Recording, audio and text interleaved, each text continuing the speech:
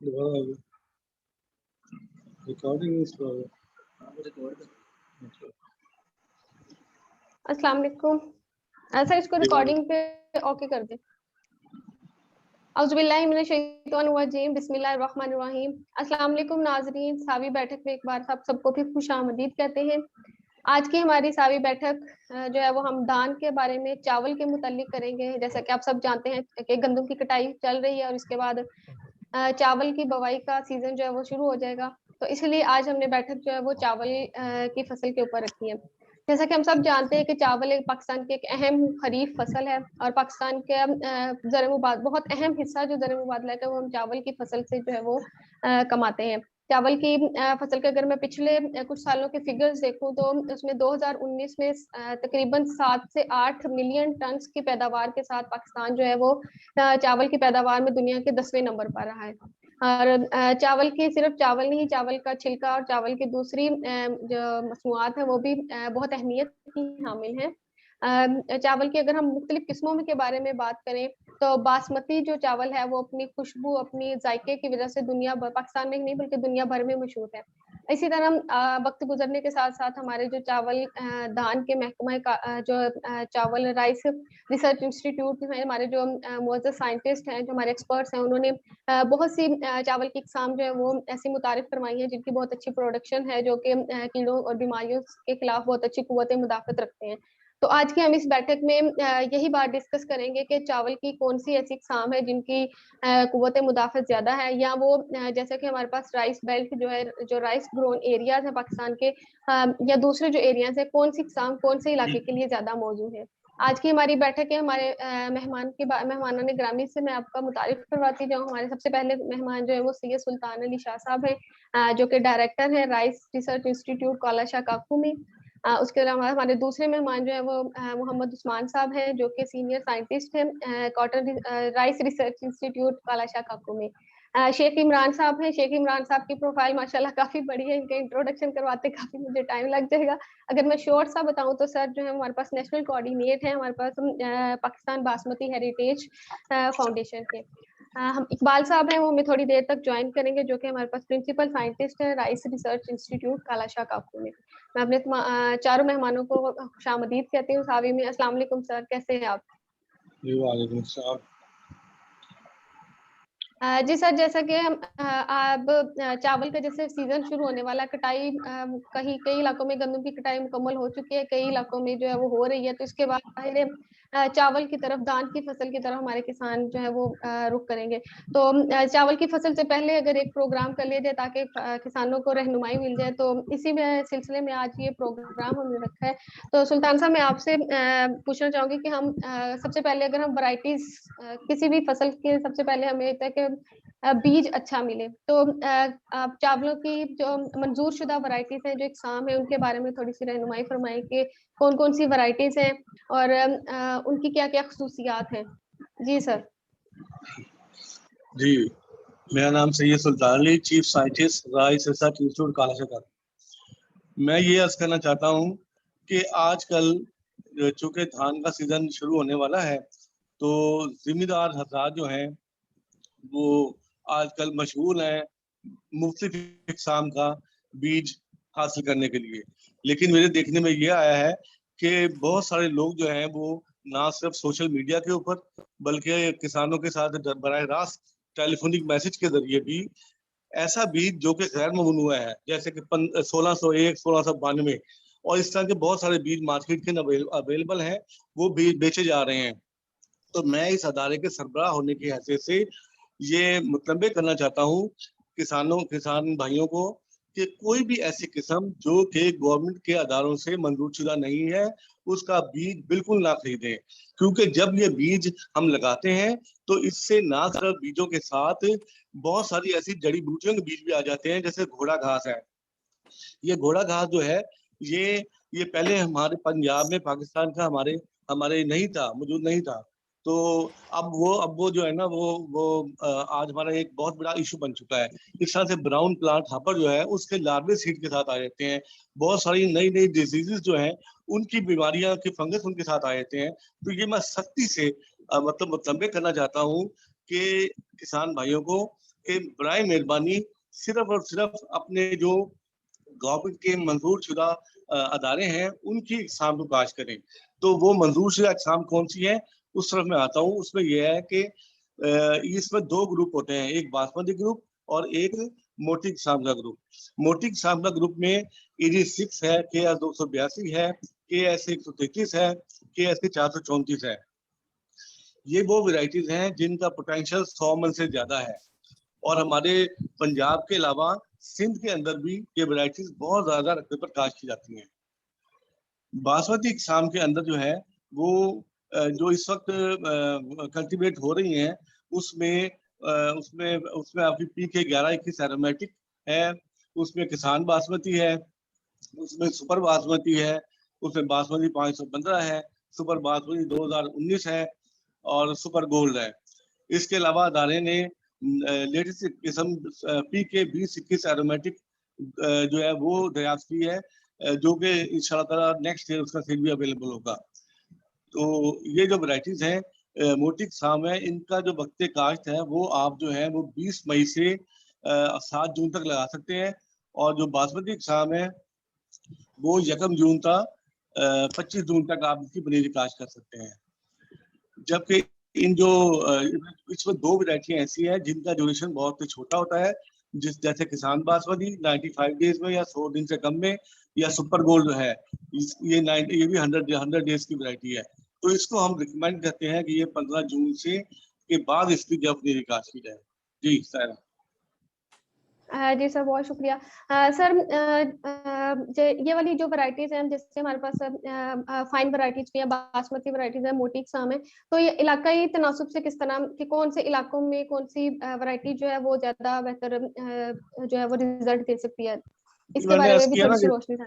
जी मैंने किया ना, जिस तरह मोटी किस्म है ये हमारे जो आलू वाले इलाके हैं, साहिवाल है, ओकाड़ा है, गोपालपुर है, हमारा जो है ये बल्कि हाफजाबाद भी, और ये कसूर का जो कुछ एरिया ये भी, ये पंजाब वाली साइड पे, और साउथ से आगे जाए हम इमरान खान से आगे की तरफ सिंध की तरफ खास तौर पे, तो वहाँ ये KS 133 ED6 ये KS 282 इनका बहुत पोटेंशियल है। ये लोगों ने यहाँ पे 80 मन से लेके 100 मन तक इसकी पैदावार यानी लेते हैं। जब हम बासमती की बात करते हैं तो बासमती के अंदर सुपर बासमती हमारी जो है बहुत वाइड अडेप्टिव वैरायटी है, जो कि पूरे पंजाब में बल्कि सिंध और बलूचिस्तान के अंदर भी लगती है। बासमती 515 हमारी बलूचिस्तान में लग रही है, बासमती सुपर बासमती वहाँ लग रही है, बासमती 2000 वहाँ पे मतलब बलूचिस्तान में और सिंध में लग रही है। इसी तरह से जो हमारी ये जो है अपना शेखुपुरा है, अपना सियालकोट है, नारोवाल है, ये गुजरावाला है, नारोवा ये अपना ये जो कॉर्नर ट्रैक एरिया है, इसके अंदर ज्यादातर हमारी सुपर बासमती और जो है ना PK 11-21 जो है और 515 ये लगती है यहाँ पे ज्यादा नई वैरायटीज। और इसके अलावा जो नई वैरायटी है सुपर बासमती 2019, इसका भी जो है ना काफी बीज गया है इस जिला शेखुपुरा के अंदर और ये गुजरावाला के अंदर जो है ना। तो उम्मीद है कि इन इलाकों के अंदर ये जो बीज है ये बड़ा कामयाब रहेगा। जी सर, बहुत शुक्रिया। सर जैसा भी आपने कहा कि बीज जो है वो चंद इदारे हैं, अगर गवर्नमेंट के हैं या प्राइवेट सेक्टर है, जो कंपनीज है जिनसे खालिश और मयारी बीज जो है वो किसान भाई को मिल सकता है। तो अगर आप किसान भाई के इस बारे में थोड़ी सी रहनुमाई फरमा दें कि प्योर वैरायटी जो अगर हम बासमती की, क्योंकि अक्सर जो है वो मिलावट शुदा मिलते हैं जिसकी वजह से धान की वो फसल जो है वो भी असरअंदाज होती है, तो बीज का हसूल जो है वो किसान भाई को कहाँ से मिल सकता है? एक तो गवर्नमेंट के इदारे हैं और प्राइवेट कंपनीज में, जो आप थोड़ी सी रहनुमाई फरमा दें। जी मैं अर्ज करूं कि मेरा एक स्लोगन है कि अपना अदारा अपना बीज। मैं सख्त खिलाफ हूँ इस चीज के कि किसी के कोई भी किसान भाई किसी भी ममनुआ किस्म का बीज किसी भी, चाहे वो सरकारी अदारा हो, सरकारी अदारे में तो मिल ही नहीं सकता ना, ये प्राइवेट कंपनीज हो या डीलर्स हो, तो उनसे बिल्कुल ना लिया जाए। खालिश बीज सिर्फ मुंजी का जो गवर्नमेंट ऑफ पंजाब का अदारा है राइस रिसर्च इंस्टीट्यूट काला चकाकू, वहां से लिया जाए, या पंजाब सीड कारपोरेशन जो है वहां से लिया जाए। कोई जो प्राइवेट अदारा है उनके पास कोई यानी वो कैपेसिटी नहीं है कि वो प्योर सीड को बना सके। अब कुछ कंपनीज हैं उनको गवर्नमेंट ने बेसिक सीड बनाने की इजाजत दी है, बेसिक सीड बनाने की इजाजत दी है। तो वो अभी अभी वो इस मराहिल में है कि वो अभी सीख रहे हैं। तो उम्मीद करते हैं कि आने वाले 2-4 सालों के अंदर जो हमारी मेन कंपनीज हैं वो इस काबिल हो जाएंगी कि वो बेसिक सीड प्रोड्यूस करके और सर्टिफाइड सीड जो है वो जिम्मेदार को दे सकेंगी। लेकिन फिलहाल जो मैक्सिमम पोर्शन है सीड का जो सीड किया जाता है वो गवर्नमेंट के जो अदारा है राइस रिसर्च इंस्टीट्यूट कालाशाकू, वहीं से मतलब सीड किया जाता है या पंजाब सीड कॉर्पोरेशन से किया जाता है। जी सर, बहुत शुक्रिया। जी इमरान साहब, मैं आपकी तरफ आऊँगी। जैसे अभी सर ने हमें कहा कि मोटी इकसाम है, बासमती इकसाम है या फाइन इकसाम जो है वो गैर बासमती फाइन इकसाम जो हम पढ़ते हैं कि देखते हैं कि किस चावलों के, अगर हम इनमें बुनियादी फ़र्क देखना चाहें तो क्या फ़र्क है? ज़ाहिर सी बात है, चावल को देख के अगर हम अंदाज़ा लगाएँ कि ये बासमती वैरायटी है, ये मोटी वैरायटी है, तो इसका एक्चुअल फ़र्क जो है वो कैसे हम किसान भाई जो है वो वाज़िया कर सकते हैं? बिस्मिल्लाहिर्रहमानिर्रहीम, इय्याका नअबुदु व इय्याका नस्तईन। बहुत शुक्रिया सावी के प्लेटफॉर्म का और जितने आपने राइस के एक्सपर्ट्स बुलाए हैं। मैं समझता हूँ कि जब शाह साहब बात कर रहे हों तो उसके बाद मतलब कोई ऐसी बात रहती नहीं कि जो आप ऐड कर सकें। मैं बस 2-3 चीज़ों का आपको बताऊंगा। एक तो ये कि हमारे जो फार्मर हैं वो अपनी ज़मीन को, अपने माहौल को, अपनी चीज़ों को बड़ी अच्छी तरह समझते हैं और फार्मर बड़े समझदार हैं। अगर हम ये कहें ना कि फार्मर को अवेयरनेस नहीं है, पता नहीं है, ऐसी बात नहीं है। मेन चीज़ है ऑप्शंस की। आज भी अगर आप कोई गंदम की वैरायटी ऐसी हो, आप कहें कि इसकी 100 मन पैदावार है, तो वो चाहे गिलगित से भी लानी पड़े, फार्मर ले आएंगे। मेन चीज़ ये आती है कि जो हमारे यूट्यूबर्स हैं, जो हमारे आजकल ये सोशल मीडिया में आप मैं बताऊं कि जो फार्मर का इस्तेसाल हो रहा है, जिस पे शाह साहब ने भी बात की, इसको ज़रा मैं थोड़ा सा डिटेल में बताऊं कि हम आप सावी का जो प्लेटफॉर्म है, जो आप अनबाइस्ड एडवाइजरी दे रहे हैं, वो एक आवाज़ है। देखा जाए तो यूट्यूब कितने चैनल हैं। एक बंदा फैसलाबाद में बैठा है, वो वहां से कह रहा है जी कि जी ये 17-18 जो है ये बहुत कामयाब होगी इंडिया की वैरायटी, बाकी सड़ियाँ छड़ दो, यही ला लो। अब वो बंदे का जो स्पेशलाइजेशन है वो वीट में है, उसकी अंदर उसकी स्पेशलाइजेशन वीट्स के अंदर है, जड़ी बूटियों में। अब वो बंदा वहां से बैठ के नंबर्स भी दे रहा है और 8,000 का बैग जो 2500 का बैग है वो 8,000 में बिक रहा है। और वो वैरायटी ना पाकिस्तान में अप्रूव है, बल्कि मैं आपको आपके फोरम से बताऊं कि जिस मुल्क की वो बात करते हैं वहां पे भी 2-2 किलो उन्होंने दिया लास्ट ईयर। वहां पे भी वो सीड अवेलेबल नहीं है और पाकिस्तान में वो उसी नाम से 8,000 बैग यूट्यूब में है। तो ये जो सारे फार्मर है ये इस सीजन के बाद मुतासरीन में शामिल होंगे और ये उस वक्त कहेंगे कि हमें किसी हुकूमती इदारे ने बर वक्त आगाह नहीं किया, हमें किसी ने बताया नहीं। एक तो ये बात है कि आप जो अप्रूव्ड वैरायटियां जिनका शाह साहब ने नाम लिया है, इसमें मैं एक वैरायटी और ऐड कर देता हूँ, अल खालिद बासमती, जो कि लास्ट ईयर हमने लगाई थी, उसका भी सीड मतलब अवेलेबल है। जो बात शाह साहब ने बेसिक सीड की उसमें मैं आपको बता देता हूँ कि फार्मर्स को इतना सीड चाहिए, वो सीड अवेलेबल नहीं होता कि वो ले सके। मैं आज की डेट में भी बताऊं कि किसान बासमती लोगों का एक ट्रेंड है कि मार्केट में लास्ट ईयर बहुत अच्छा उसका रेट मिला है, लेकिन वो सीड जो है वो बेसिक ना पंजाब सीड कॉर्पोरेशन में अवेलेबल है और काला शकाकू में जितना स्टॉक था वो ऑलरेडी लोगों ने ले लिया। तो ये एक महदूद स्टॉक होता है। इसलिए जरूरत इस अमर की है कि जो बड़ी सीड कंपनीज है, हम उन लोगों ने खुद एक सीड कंपनी का 3 साल पहले इफ्तिताह किया, तो उसके अंदर बेसिक सीड को प्रमोट किया जाए और क्वालिटी सीड दिया जाए। और दूसरी बात ये कि जो मेन हमारा आपका इस फोरम में दूसरी बात वो है कि अपना जाती सीड जो है वो कम से कम 2 साल में 3 साल के बाद एक दफा रिप्लेस जरूर करें। मैं आपको यहाँ पे एक छोटी सी मिसाल लेता हूँ कि यहाँ से सिंध के अंदर एक ट्रेंड बना कि हर साल वो नया सीड लगाते हैं। सिंध की पैदावार बासमती की हमारे से 515 की मिसाल लें, वो 10% ज्यादा है। तो ये जो घर का सीड बार बार यूज करना, उसकी प्योरिटी, उसकी क्लीनलीनेस, वो चीजें मेंटेन करना, ये फार्मर के बस की बात नहीं है। तो हमारे जब एक्सपर्ट्स ये कह रहे होते हैं ना कि अपना सीड यूज करें और पहली सट का जो मोटा मोटा बीज है वो इकट्ठा कर ले, किसी कंपनी से सीड ना ले, किसी इदारे से ना ले, तो हमारी पैदावार में सबसे कमी की वजह एक ये जाती सीड का इस्तेमाल करना भी है। और बाकी फार्मर्स जब भेड़ चाल में सारे एक ही वैरायटी लगाते हैं तो वो वैरायटी पिट जाती है। लास्ट बात ये है कि इंडस्ट्री जिसको कबूल कर रही हो, जिसकी पकाई अच्छी हो, जिसको इंडस्ट्री रेट अच्छा दे, क्योंकि कुछ वैराइटीज ऐसी भी आई कि जो अप्रूव तो हो गई लेकिन इंडस्ट्री ने उनको 500-600 रुपए कम रेट दिया, पैदावार बेहतर थी, रेट कम था, इंडस्ट्री का ये था इसकी पकाई नहीं अच्छी। तो उसमें जिस तरह शाह साहब ने पिछले साल इसको पूरा टेक ओवर किया कि उन वैरायटीज को फॉलो अप किया जाए इंडस्ट्री के साथ और बताया जाए, तो ऐसे नहीं कि अब वैरायटी एक अप्रूव हो गई है तो इंडस्ट्री जो है वो उसको एक्सप्लॉइट करते रहे। तो मैं समझता हूँ कि शाह साहब का डायरेक्टर राइस रिसर्च इंस्टीट्यूट बनना ये इंशाल्लाह ताला फार्मर्स की बेटरमेंट के लिए और इदारे की बेटरमेंट के लिए बहुत अच्छी बात है। Over to you. Thank you sir, thank you sir.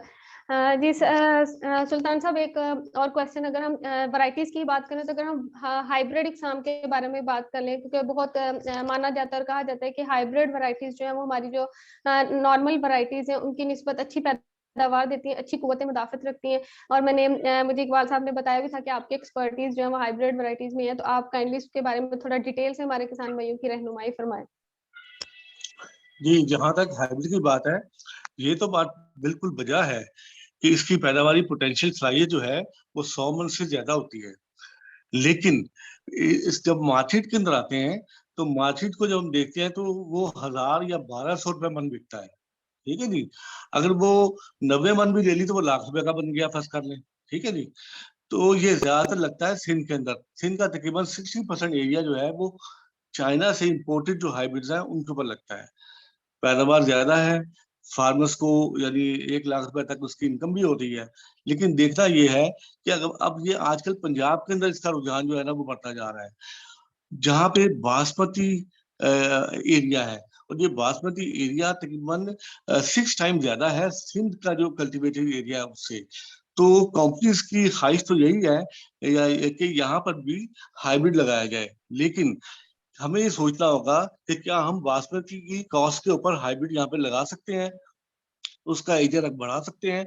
तो इसका इसका जवाब है सिंपली कि हमें इसकी जोनिंग करनी होगी कि हमारे कुछ ऐसे एरिए जैसे दीपालपुर है, साहिवाल है, उकाड़ा है, ये चूनिया है, ये हाफजाबाद का कुछ कुछ एरिया है, ये कसूर का कुछ एरिया है, यहाँ जहाँ पे मोटे चावल लगते थे पहले, उन इलाकों के अंदर तो हाइब्रिड्स को जरूर लगाएं। कोई कोई इसमें मुजायका नहीं है। लेकिन वो इलाके जो बिल्कुल मखसूस हैं सदियों से बासमती के लिए, जैसे कि कालो ट्रैक्ट है, शेखुपुरा है, नारोवाल है, सियालकोट है, मंडी बहाउद्दीन है, ये ननकाना साहब हैं, ये सारे जो एरिया ये खसूसी एरियाज हैं बासमती के। तो बासमती की पैदावार जो है ना वो 50 मन से लेकर 70 मन तक हमारी औसत पैदावार आती है। अगर 70 मन भी लगाएं हम पैदावार, तो आप लगाएं कि उसका जो रेट लगता है बासमती फीड वो 2000 से लेकर 2500 लगता है। और 2000 कम से कम लगाएं तो 50 मन का मतलब है कम से कम पैदावार के साथ लाख रुपया। और अगर 70 मन ले लें तो तकरीबन 1.5 लाख रुपया करीब उसको उसको जो है ना वो यानी उसकी कीमत मिलती है। तो ये बिल्कुल सूदमंद नहीं है कि बासमती इलाके के अंदर हम कोर्स हाइब्रिड लगाएं। कोर्स हाइब्रिड सब वहां पे लगाए जाएं जो कोर्स का एरिया है, जो आलू वाले एरिया है, जहाँ पे लोगों ने ऐसी फसलें लगानी है जो सब्जियात वगैरह, तो वहां पे जरूर लगाएं। लेकिन बासमती एरियाज के अंदर सिर्फ और सिर्फ बासमती जो है ना वो क्रॉप लगाएं। और आपको जानकर ये भी खुशी होगी कि काला शकाकू वो अदारा है जिसमें बासमती हाइब्रिड भी 2021 में मंजूर करवा लिया है। और इंशाल्लाह ताला उसका बीज जिम्मेदारों को 2000 अगले साल 2023 में अवेलेबल होगा। ये बासमती हाइब्रिड जो है हमने हमने इतनी अच्छी क्वालिटी का बनाया है कि इसमें जो खुशबू है वो 370 वाली खुशबू है। और जो इसकी पैदावार है वो उसका पोटेंशियल जो है वो 115 मन तक है। और औसत पैदावार जो है वो 72 मन है। तो आप इससे लगाएं कि अगर 2-2.5 हजार रुपये का भी लगाएं तो 1.5 लाख रुपया 1.5 लाख रुपया कम से कम जो है ना वो एक जिम्मेदार आसानी से इस हाइब्रिड के लगाने से हासिल कर सकेगा। जी शुक्रिया। जी सर, बहुत शुक्रिया। जैसा कि सुल्तान साहब ने भी कहा कि बासमती के एरिया जो बासमती के इलाका जाता है, वहां पे अगर कोई किसान भाई बासमती हाइब्रिड जो है वो खरीदने में इंटरेस्टेड है, उसको लगाने की वो ख्वाहिश रखता है, तो इंशाल्लाह अगले साल तक जो है वो काला शाकाकू के ही मंजूर शुदा बासमती की जो हाइब्रिड है वो अवेलेबल होगी। सर, हमने वैरायटीज की बात कर ली है, इसके बाद सर मैं उस्मान साहब आपकी तरफ आऊंगी। इसके हाइब्रिड हमने वैरायटीज जो है वो चूज कर ली है धान की, इसके बाद जो अगला स्टेप आता है, वो ये आता है कि अब हमने इसकी, क्योंकि धान की हम डायरेक्ट जो सोएंगे वो नहीं, इसकी पहले पनीरी की काश्त करते हैं, पनीरी लगाते हैं, फिर इसको हम आगे खेत में मुंतकिल करते हैं। तो इसके लिए जो बहुत इंपॉर्टेंट स्टेप है, हमारे किसान भाई अक्सर जो है वो भूल जाते हैं या करते नहीं है, वो ये कि एग्रोनॉमिक प्रैक्टिसेस जो है, जमीन की तैयारी, जमीन का इंतखाब, ये वाली सारी चीजें जो है वो उस पे इतना ध्यान नहीं दिया जाता। तो इसके बारे में मैं आपसे पूछना चाहूंगी। पहले तो ये बताएं कि जमीन कौन सी मौजू है चावलों की काश्त के लिए, और दूसरा कि पनीरी के लिए जमीन की काश्त जो है वो कितनी जरूरी है और किस तरह से उसकी तैयारी की जाए। ये बिस्मिल्लाहिर्रहमानिर्रहीम। आवाज़ मेरी आ रही है, क्लियर है? जी जी सर जी।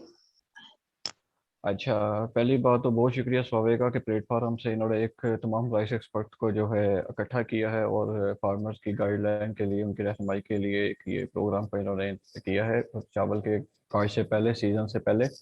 सबसे पहले तो सैयद सुल्तान अली शाह साहब जो कि डायरेक्टर राइस हैं, उन्होंने बड़ी तफसील से बता दिया है कि बासमती वैरायटीज और कौन कौन सी वैरायटीज अवेलेबल हैं। और यहाँ पे मैं एक बात ऐड करना चाहूँगा। इमरान साहब ने कहा कि फार्मर्स जो खुद जो है बहुत ज़्यादा जानता है, और लेकिन मैं कहूँगा कि नहीं, फार्मर की अवेयरनेस की ज़रूरत है। क्योंकि जो यूट्यूब से इस्तेसाल हो रहा है उनका, नई नई जिस तरह 1701 है, 1601 है, 1718 है, वो फार्मर जा रहा है, फार्मर को गाइड करने की ज़रूरत है कि वैरायटी अप्रूव्ड नहीं है। जिस तरह हम as a researcher right institute का एक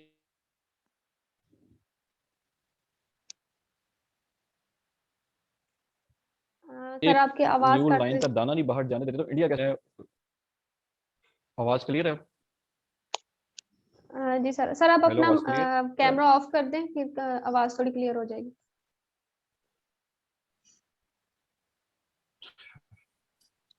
आपको आवाज क्लियर है? जी सर। हेलो। जी जी सर, अब आवाज आ रही है। अच्छा, उसमें इस तरह से चले, अच्छा उसमें से इस तरह से है कि जिस तरह शाह साहब ने, डॉक्टर साहब ने पहले बताया कि बासमती इलाके में हमें बासमती को ही प्रमोट करना चाहिए। और फार्मर की अवेयरनेस में इसलिए कहना चाह रहा हूँ कि लास्ट ईयर जो इमरान साहब जहाँ गैलेक्सी राइस में बैठे हैं, उसकी सराउंडिंग में एक विलेज है शैते बीरा, और मरीचे के सराउंडिंग में विलेज है बुडन के। वहाँ पे जो पाकिस्तान के टॉप हाइब्रिड हैं गार्ड्स के, वो वहाँ पे लगे थे, लास्ट 2 ईयर से लगे हैं, लेकिन उनकी प्रोडक्शन 70 मन को क्रॉस नहीं कर सके। इट्स मीन ये जो हमारा बासमती एरिया है, ये बेसिकली बासमती ही कोई प्रमोट करना चाहिए, ना कि हमें यहाँ पे कोर्स जो हैं या हाइब्रिड वैराइटीज को प्रमोट करना चाहिए। और बीइंग ये जिस तरह का ये राइस प्रोसेसर है, राइस मिलर है, उनको भी चाहिए कि बासमती को प्रमोट करें। और लास्ट ईयर बासमती की देखें ना, अगर वो हाइब्रिड लगा रहा है और हाइब्रिड की प्रोडक्शन वो 70 मन ले रहा है, लेकिन उसका सीड भी 12,000 का पर एकड़ मिल रहा है, और बासमती की अगर वो पैदावार 30 मन भी ले रहा है, तो वो फिर भी हाइब्रिड को क्रॉस कर रहा है। तो मैं ये कहना चाहूँगा। बाकी सेकंड आपका क्वेश्चन ये है कि ज़मीन कैसी होनी चाहिए और पनीरी को कैसे काश्त करना चाहिए। सबसे पहले तो मैं ये गुजारिश करूंगा किसान भाइयों से कि जो पनीरी की काश्त है वो 20 मई से पहले हरगिज काश्त ना करें।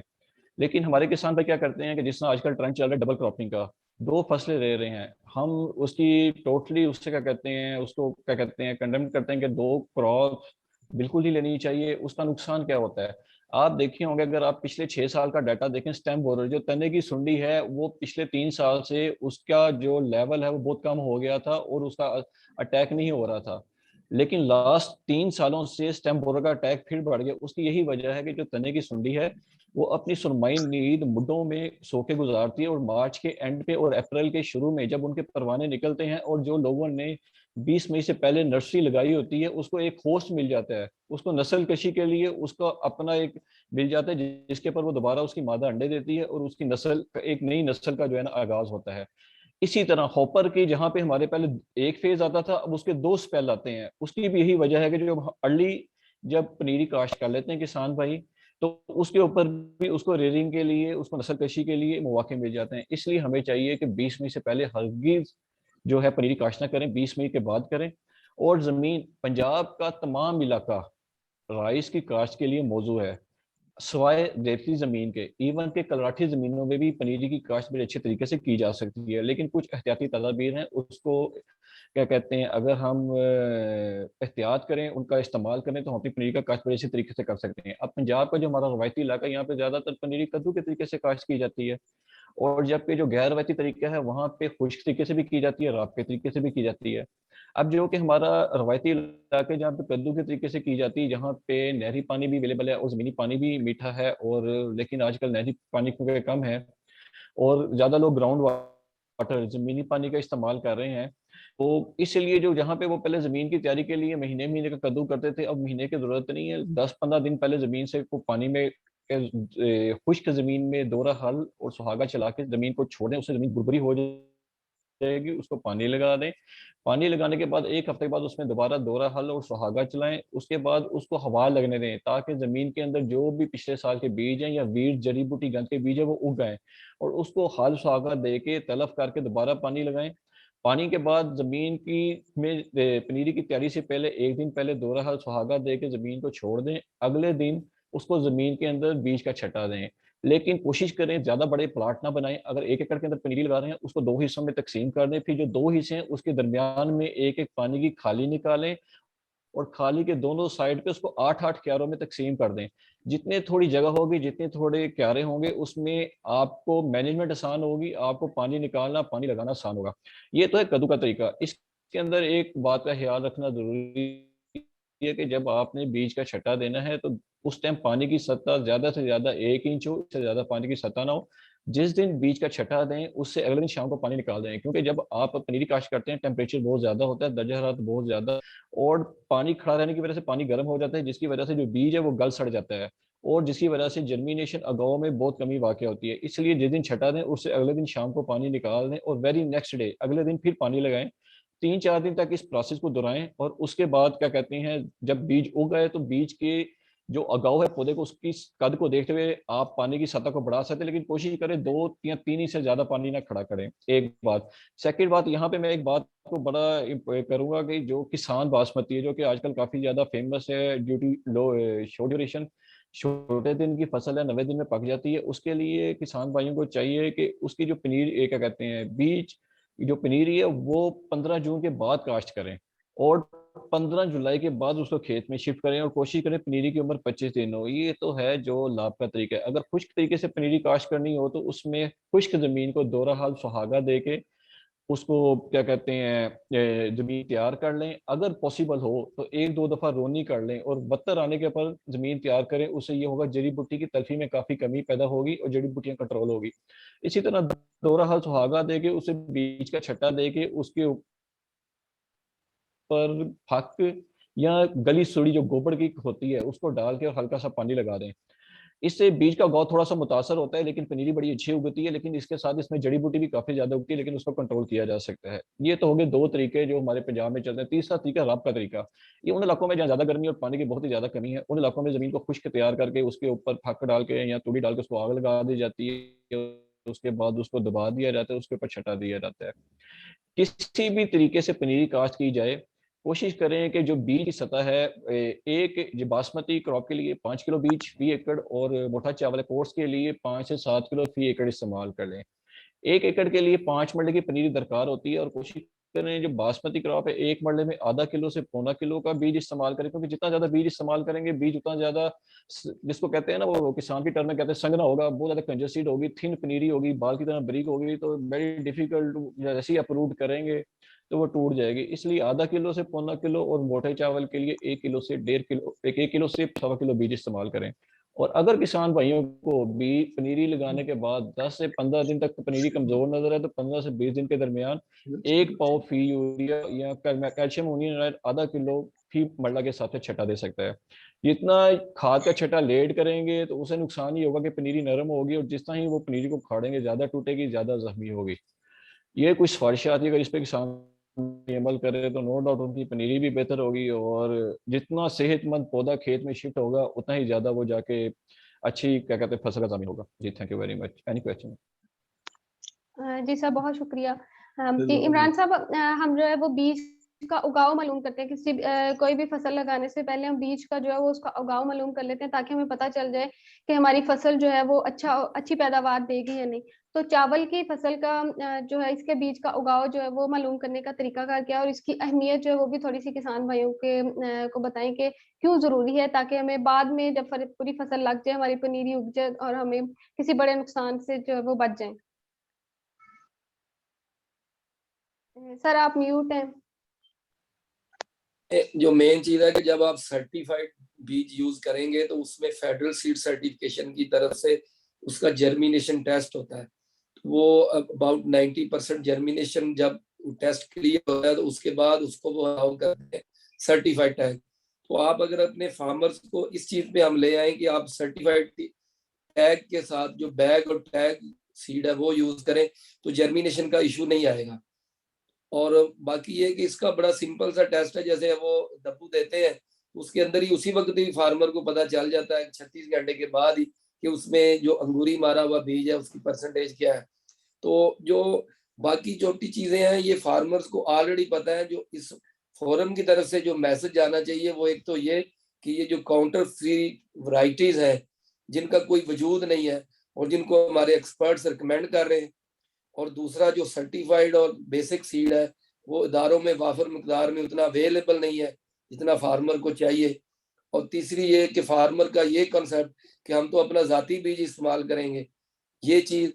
और चौथी चीज ये कि ये जो प्रैक्टिसेस है, ये जो मेथड्स हैं, इनकी ऑलरेडी रिफाइनमेंट करना या फार्मर्स को पता है।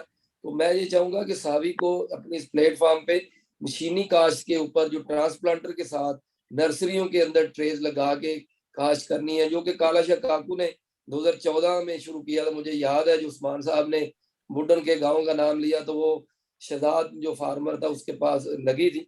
तो ये मशीनी काश्त जो है ये एक इनकलाब लेके आ रही है पंजाब के अंदर भी और सिंध के ऊपर भी पैदावार में। क्योंकि आप जितनी अच्छी मर्जी पनीरी लगा लें, वैरायटी भी आपने सही लगा ली, लेकिन अगर पौधों की तादाद आपकी पूरी नहीं हुई, लेबर की शॉर्टेज हो रही है। इसी तरह जिस तरह कोविड की वजह से मोबिलिटी का इशू था कि साउथ से लेबर आती थी इधर सेंट्रल, तो वो नहीं आ रही थी। तो मशीनी काश्त जो है वो अब सर्विस प्रोवाइडर्स अवेलेबल है और सावी के प्लेटफॉर्म से हम ये ऑफर भी करेंगे कि आपके जितने भी फार्मर मशीनी काश्त हासिल करना चाहते हो एज ए सर्विस प्रोवाइडर, तो हमने इसकी कॉस्टिंग भी की है। बल्कि इंजीनियर मुदस्सर जो के शाह साहब की टीम के मेंबर है, इनका एक जर्नल भी है, उसके अंदर इन्होंने पेपर भी पब्लिश हुआ है। तो हाथ से जो मुंजी लगाते हैं उसकी अखराजात और इसके अखराजात कुछ 10% का फर्क होगा, ऑलमोस्ट बराबर है, लेकिन पैदावार में 10 से 15% का इजाफा है क्योंकि पौधों की तादाद का इजाफा हो जाता है उसमें। तो ऐसी चीजें जो कि आउट ऑफ द बॉक्स हम सोचे कि जो जिससे कुछ चीजें पैराडाइम जिसमें शिफ्ट आए। और गवर्नमेंट का एक प्रोजेक्ट भी चल रहा है प्रोडक्टिविटी के ऊपर जिसपे आधी कीमत पे वो चीजें मुहैया हो रही हैं। तो फार्मर्स को चाहिए कि ये मैकेनाइजेशन की तरफ आए और अपनी पैदावार को बढ़ाएं। और इसके लिए जिसको भी मशीन की जरूरत हो, रहनुमाई की जरूरत हो, तो आरआरआई में भी हमने लास्ट ईयर जो ट्रायल के लिए मशीन भेजी थी, तो बड़ा इसके ऊपर जबरदस्त फार्मर की परसेप्शन भी है और इसको प्रमोट करने की जरूरत भी है। थैंक यू जी सर, बहुत शुक्रिया। हाँ जी, इकबाल साहब ने भी हमें ज्वाइन कर लिया जी। अस्सलाम वालेकुम इकबाल सर। सर आपको मेरी आवाज आ रही है? सर आप म्यूट है, अपना माइक ऑन करें।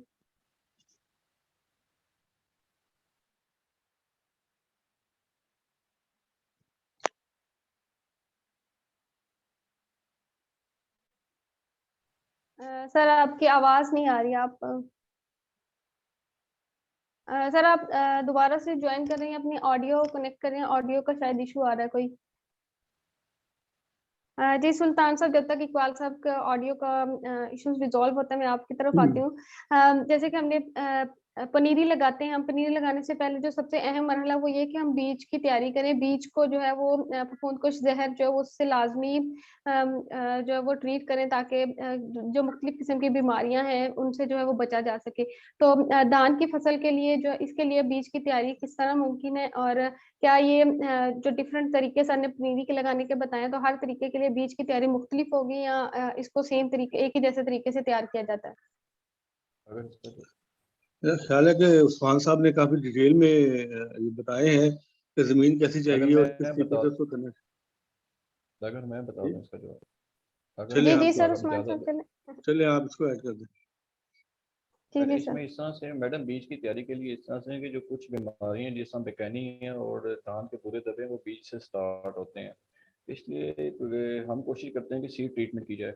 तीनों तरीके के लिए बीज की तैयारी का तरीका सेम ही है। तो अगर किसान भाई अपना बीज इस्तेमाल कर लें तो पहले वो ये देख लें कि उनका बीज नाखुश है या सेहतमंद है, उसके लिए एक टेस्ट होता है कि वो 1 लीटर पानी में 25 ग्राम नमक डालें और उसके अंदर अपने बीज को भिगोएं। उससे ये होगा 1 लीटर पानी में 1 किलो बीज को भिगोना है 25 ग्राम नमक डाल के। अगर बीज की जिस तरह 5 किलो हो जाएगा तो 5 लीटर पानी हो जाएगा। इसी तरह नमक की मिकदार भी बढ़ती जाएगी। उससे ये होगा कि नाखूस और खाली दाने भी ऊपर आ जाएंगे। उसको वो निकालें। उसके बाद नमक वाले पानी को निकाल के बीज को 2-3 दफ़ा साफ पानी से धोएं, क्योंकि नमक वाले पानी से बीज की जर्मिनेशन की रोएदगी मुतासर होती है। एक तो ये तरीका अपने बीज को टेस्ट करने के लिए मेरा बीज सेहतमंद है कि नहीं। सेकंड नंबर पे बीज को दवाई लगाने के लिए वो ये है कि बीज को जब वो पानी में भिगोते हैं तो 1.25 लीटर पानी में 1 किलो बीज। और आजकल मार्केट में बहुत ज़्यादा दवाइयाँ अवेलेबल हैं जो सीड ट्रीटमेंट के लिए इस्तेमाल हो रही है। पहले तो होता था कि हम कहते थे डेरोसॉल, पेनलेट, टॉक्सन, या ब्रांड का नाम नहीं ले रहा। अब तो पाउडर की जगह पे लिक्विड फॉर्म में भी आ गई, जिनकी डोज 4 ml फी लीटर पानी है, फी किलोग्राम बीज है।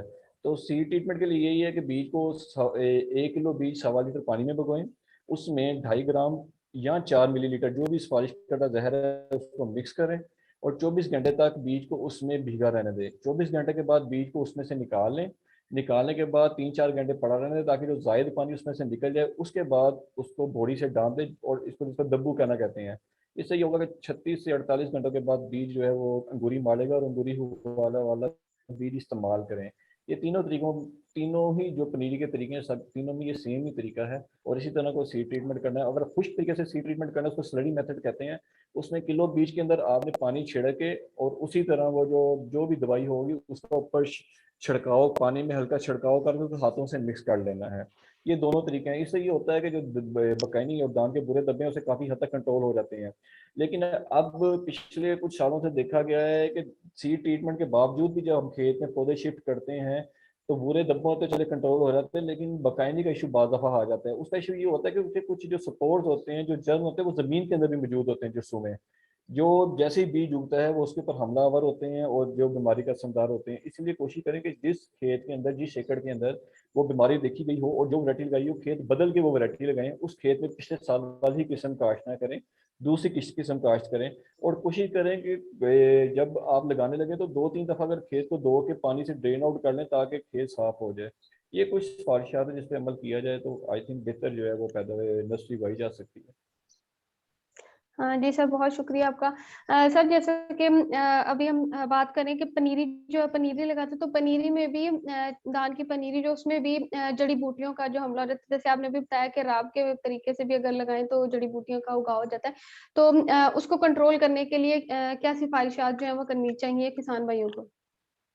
अच्छा, ये वेरी इंपॉर्टेंट क्वेश्चन, क्योंकि अगर धान की पैदावार में हम फैक्टर देखें जो अवामिल उसके अंदर असरअंदाज होते हैं धान की पैदावार में, वो एक तो पौधों की तादाद है जो मेन फैक्टर है और 30% उसका रोल है। और इसी तरह जो धान की जड़ी बूटियाँ वो सेकंड फैक्टर है, उसका भी 30% रोल है। और इवन के बाद दफ़ा कुछ जड़ी बूटियाँ ऐसी हैं जो पनीरी के साथ ही मुंतकिल खेत में होती हैं, जिसमें से एक तो है घोड़ा घास जिसको लिप्टोग्लोवा काइनेंसिस भी कहते हैं, और एक है ढिड्डन, क्योंकि ये दोनों की मुशाबत मुंजी से बहुत ज़्यादा मिलती है। और शुरू की जो फसल है 10 से 20 दिन की फसल में बड़ा मुश्किल होता है इसकी पहचान कि ये घोड़ा घास है या डिक्टन है। और ये बेचारे किसान भाई हमारे शिफ्ट कर देते हैं खेत में और जाके नुकसान होता है। इसलिए पनीरी के कंट्रोल के लिए 15 दिन के बाद, पनीरी लगाने के 15 दिन के बाद अपने खेत में से पानी को निकाल दें और ज़मीन को थोड़ा सा गीला होने दें। इस तरह चिकड़ ना हो कि गीला होकर बंदा चले तो उसका पैर फूटे। उसके अंदर जो सिफारिश करदा जहर है, जो जड़ी बूटी उगाव के बाद हम उगने के बाद स्प्रे करते हैं, उसका स्प्रे करें। और कोशिश करें कि स्प्रे के लिए फ्लैट जेट नोजल इस्तेमाल करें। टी जेट नोजल भी कहते हैं, फ्लैट जेट नोजल भी कहते हैं। और उसका स्प्रे करें और स्प्रे के अगले दिन खेत को दोबारा पानी लगा दें। और कोशिश करें फिर पानी को 2-3 दिन खड़ा रखें। इस तरह के स्प्रे से जो ये क्या कहते हैं जड़ी बूटी हैं ये तकरीबन 7 दिन तक खत्म हो जाएगी। लेकिन कुछ जड़ी बूटी हैं जिसका मैंने नाम लिया घोड़ा घास, इसमें जितने भी केमिकल अवेलेबल है उससे वो कंट्रोल नहीं होती। उसके लिए उन्हें एक दूसरा केमिकल है और अभी तक सिर्फ वही केमिकल है। उसमें से एक तो केमिकल है मेटामिफॉप, जहर का नाम ले रहा हूँ मैं, ब्रांड नेम नहीं ले रहा। मेटामिफॉप है और एक मेटामिफॉप प्लस साइहेलोफॉप है और एक है फिनॉक्साप्रॉप प्लस मैक्सोलम। ये 3 जहर हैं, इसका स्प्रे करें। लेकिन फिनॉक्साप्रॉप क्योंकि थोड़ा सा उसको फाइटो भी आती है, क्रॉप के ऊपर क्रॉप पीली भी पड़ती है, फसल में साइहेलोफॉप का स्प्रे करें। 500 ml डोज है फी एकड़ की। ये घोड़े घास के लिए वेरी इफेक्टिव है। आप पहले एक दूसरा स्प्रे करें और घोड़े घास के लिए इसका स्प्रे उसके 4 घंटे का गैप डालें। फौरन ना करें, 4 घंटे या वेरी नेक्स्ट डे इसका स्प्रे करें। और स्प्रे जब भी करना है पानी खड़ा ना हो, पानी निकाल दें और स्प्रे के 24 घंटे के बाद खेत को फिर पानी लगाएं। और 7 दिन तक जड़ी बूटियां कंट्रोल हो जाएंगी और खेत आपका जड़ी बूटी से पाक होगा। और पनीरी जो है सेहतमंद पनीरी और जड़ी बूटी से पाक पनीरी को खेत में इंतकाल करें। जी सर, बहुत शुक्रिया आपका। आपने काफी डिटेल में जड़ी बूटियों का कंट्रोल जो है उसके बारे में हमारे किसान भाइयों की रहनुमाई फरमाई है। जी इकबाल साहब, अब आपकी आवाज आ रही है? सर आपकी ऑडियो अभी भी कनेक्ट नहीं हो रही है। सुल्तान साहब, आपसे मैं पूछूंगी, अगर मैं जैसे मैंने प्रोडक्शन टेक्नोलॉजी से को पढ़ रही थी, उसको देख रही थी, उसमें तरीका बताया था कि प्लास्टिक की ट्रे में भी पनीरी जो है वो कास्ट कर सकते हैं। तो इसके बारे में आप क्या रहनुमाई फरमाएंगे किसानों को कि इसके क्या फायदे हैं, इसकी क्या अहमियत है और ये क्या तरीकाकार है? जी मैडम, अब देखिए, अब ऑडियो आ रही, अब भी नहीं आ जी रही? सर, अब आपकी आवाज आ रही अब आ रही है। अब आ रही। देखिए बहुत सी जी जी। बातें तो डिस्कस हो गई हैं। उस्मान सलीम साहब ने भी डिटेल बता दिया, सुल्तान शाह साहब ने बता दिया, इमरान शेख साहब ने बता दिया। अब एंड पे आपने क्वेश्चन क्या किया था? पनीरी सर मैंने आपने प्लास्टिक ट्रे में पनीरी का उगाने का तरीकाकार और उसकी अहमियत पूछी। प्लास्टिक में देखिए, इसका एक्सपीरियंस ये कि ये भी एक टेक्निकलिटी इसमें इन्वॉल्व है। इमरान शेख साहब ने इस पर काफ़ी काम किया है। इसका मुझे बहुत थोड़ा सा इस पर एक्सपीरियंस हुआ है, लेकिन उस पर ये है कि इसमें एक्सपर्टीज आहिस्ता आहिस्ता आती है कि जो सीडिंग मशीन है उसकी हमने क्या, उसकी रफ्तार क्या रखनी है इसमें ताकि इवनली डिस्ट्रीब्यूशन ऑफ सीड हो। और जब हम उसको जो राइडिंग टाइप उसकी नस्सी कास्ट करने के ट्रेज में जब नस्सी कास्ट करते हैं, तो इसमें जो प्रॉब्लम ये देखा गया कि कहीं पे सीड ज़्यादा आ जाता है, मतलब सीड ज़्यादा पड़ जाता है, और कहीं पे मट्टी ज़्यादा पड़ जाती है। ये दोनों काम जो है ना, इसमें जो इसकी जर्मिनेशन है वो इफेक्ट होती है। जी सर, बहुत शुक्रिया। इमरान साहब, अगर आप इसमें कोई कमेंट करना चाहें कि प्लास्टिक ट्रे में जो पनीरी उगाते हैं उसका क्या तरीकाकार है और इसकी ये क्या अहमियत की हामिल है कि किसान भाई इसको फॉलो करें या नहीं? जी, इसके अंदर मेन चीज ये है कि जो आपके सर्विस प्रोवाइडर है ना, जिस तरह हमारे एग्रीकल्चर के अंदर लेजर लेवलिंग एक सक्सेस स्टोरी बनी कि फार्मर जो है या एक गवर्नमेंट का इदारा जो रेगुलेटर है वो इम्प्लीमेंटर का जब रोल अदा करते हैं तो उसमें प्रॉब्लम आती है। सर्विस प्रोवाइडर मॉडल जो है वही पाकिस्तान में कामयाब है। सर्विस प्रोवाइडर मॉडल के अंदर ये है कि जिस बंदे ने पनीरी लगा रहे हैं उनका ये काम है, उनको पता है कि ये मशीन को कैलिब्रेट इस तरह करना है। जैसे डीएसआर ड्रिल जो थी, काला काकू ने प्रमोट की, तो जब डीएसआर ड्रिल किराए पे चल रही थी फार्मर्स के पास, तो उसमें प्रोसीजन भी ज्यादा आई, कैलिब्रेशन एक्यूरेसी बेहतर थी, क्योंकि उनका वो रोज का काम था। तो इसी तरह ये जो अच्छी बात ये है कि इसके अंदर जो सर्विस प्रोवाइडर आए हैं और उनकी काफी ज्यादा तादाद है, और उसमें चाइनीज लोग भी शामिल है, और उन्होंने इसको बड़ा स्टैंडर्डाइज किया है और अभी भी इसके ऊपर R&D हो रही है। तो हमने भी कोशिश किया कि एग्रानोमिस्ट और इंजीनियर दोनों इकट्ठे। कहीं पे लोगों को शुरू में यह मसला था कि किसी इंजीनियर को मशीन का पता था लेकिन नर्सरी का नहीं पता था, अगर कोई एग्रानोमिस्ट था तो उसको मशीन का नहीं पता था।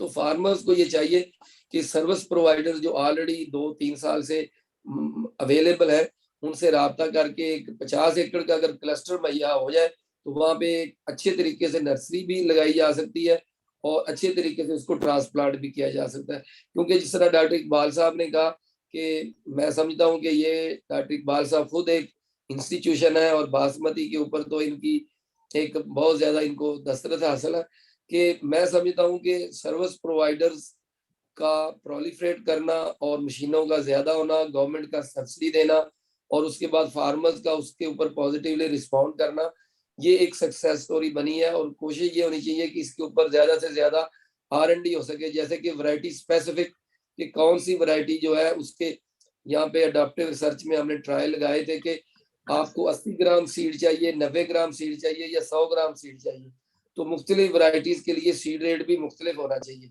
तो इसके ऊपर अभी R&D की जरूरत है, लेकिन ये जैसे जैसे ये चीजें अपस्केल हो रही हैं वैसे वैसे इसके अंदर और इम्प्रूवमेंट आ रही है। और मैं समझता हूँ और मैं रिक्वेस्ट भी करूंगा डायरेक्टर राइस रिसर्च इंस्टीट्यूट काला काकू से कि वो इसकी सरपरस्ती भी करें। शुक्रिया। जी सर, बहुत शुक्रिया।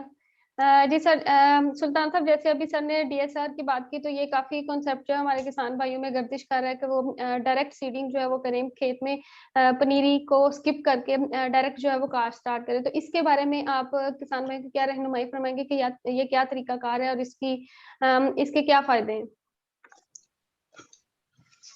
जी, डायरेक्ट सीडिंग जो है ये भी एक तरीकाकार है।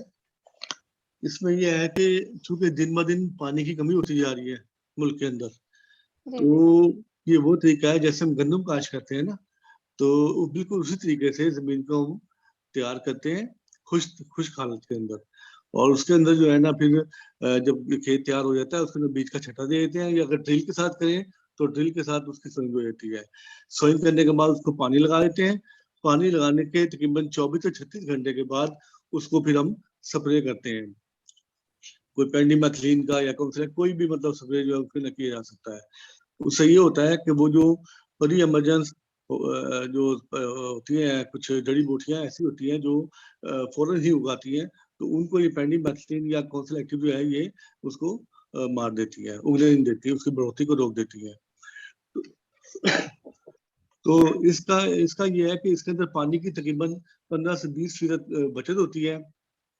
पैदावार में जो है वो तकरीबन इनमें कोई फर्क नहीं है, चाहे हम बराह रास्त काश्त के जरिए करें या हम लाभ के जरिए से करें, तो इसमें पैदावार में कोई खास फर्क नहीं है। तो देखा यह गया है कि इसमें तकरीबन लेबर की जो है वो भी तकरीबन 70% तक इसके अंदर जो है ना वो बचत आती है। तो ओवरऑल जो है ना इसको देखा जाए तो इसमें ना सिर्फ लेबर की बचत है, पैसों की बचत है और टाइम की बचत है। तो ये जो तरीका है काफी तेजी से जो है वो हमारे इस बासमती एरिया के अंदर जो है वो कहने के काबिल काश्त रकबा इसमें आ रहा है। लेकिन इसके अंदर जरूरी है, सबसे जो अहम फैक्टर होता है वो इसमें ये होता है कि जमीन का जो लेवल होना बहुत जरूरी है, हमवार होना बहुत जरूरी है। तो आजकल लेजर लैंड लेबर जो है अवेलेबल है, अगर वो काश्तकार भाई लेजर करवा लें अपनी जमीनों को ताकि जमीन हमवार हो जाए और जमीन जो है ऊंची नीची ना रहे, क्योंकि जिस जगह पे जमीन जो है वो थोड़ा सा कह लें कि लो लाइंग एरिया रह जाता है, वहां पे पानी ज्यादा होता है, तो उसमें वहां पे जो सीड आता है उसका उगाव जो है वो मुतासर होता है। तो अब काला शकाकू के अंदर जैसे अभी सजेस्ट कर रहे थे इमरान शेख साहब कि हम इसकी सरपरस्ती करें, तो काला शकाकू के अंदर हम वो वैरायटीज डेवलप कर रहे हैं जो सिर्फ बराह रास्त काश्त के लिए सुइटेबल हो। जैसे कि अभी हमने एक नई वैरायटी जो आखिरी मराइल के अंदर है SDSR1, वो हमने इसी मकसद के लिए बनाई है।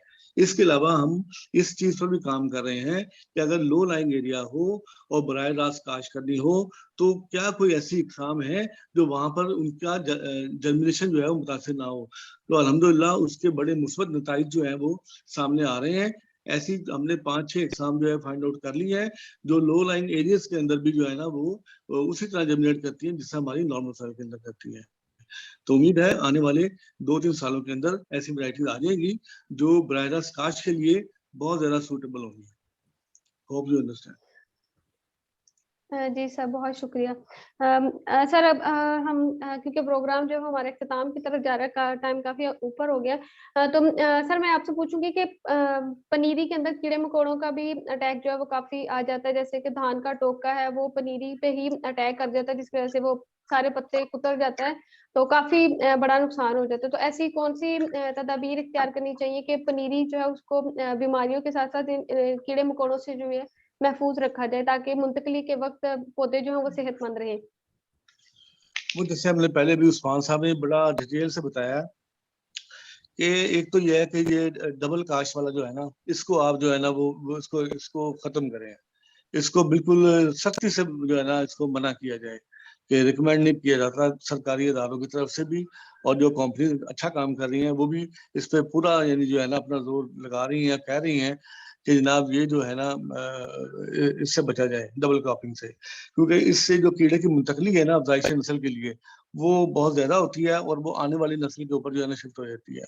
बहरहाल अगर जो है ना ये टोका है, या टोका जो है बड़ा इंपॉर्टेंट जो है ना वो एक इंसेक्ट है। इसका ये होता है कि ये जो पनीरी हो या फसल हो उसके जो पत्ते हैं ना उसको कुतर देता है। पत्ते जब कुतर देता है तो उसका फोटोसिंथेसिस का जो अमल है वो बड़ा शदीद मुतासर होता है, उसकी पैदावार भी जो है ना मुतासर होती है। तो उसके लिए जरूरी है कि आप जो है ना वो मतलब जो हमारा रिकमेंडेड हम करते हैं ना कि रिकमेंडेड टाइम, उसके ऊपर आप जो है ना वो फसल को लगाएं, और जो है ना अपना जो जहर वगैरह हैं अपने कांटे वगैरह दूसरी चीजें, वो उसका हमारी जो रिकमेंडेशन है उसके मुताबिक उसका इस्तेमाल करें। Thank you. जी सर, बहुत शुक्रिया, बहुत शुक्रिया।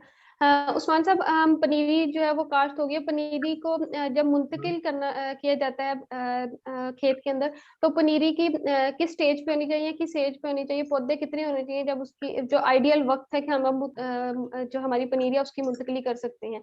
और दूसरा, जो पनीरी को हम उखाड़ते हैं, पौधों को निकालते हैं, उसका तरीका भी क्या तरीकाकार है कि पौधे जो है वो टूटे नहीं, क्योंकि वो छोटे पौधे होते हैं, कमजोर होते हैं, तो उनके टूटने का खदशा भी होता है। तो इसके बारे में भी किसान भाइयों की थोड़ी सी रहनुमाई फरमाएं।